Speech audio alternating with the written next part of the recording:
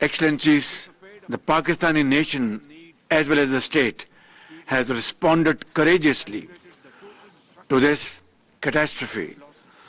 Those who had little came forward to help those who had lost everything.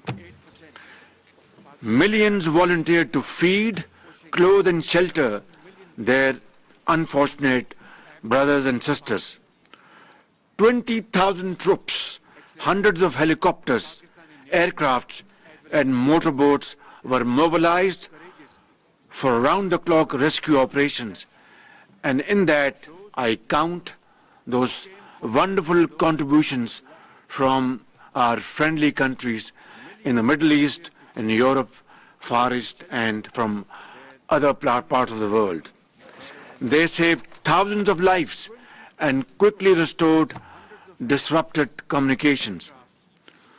All resilience funds were repurposed to provide cash grants of over $400 million to more than 2.7 million households. Despite our acute financial constraints, we mobilized around $505 million for the emergency, including the UN flash appeal. Excellencies, the one lesson we have learned is that nothing can go back to business as usual.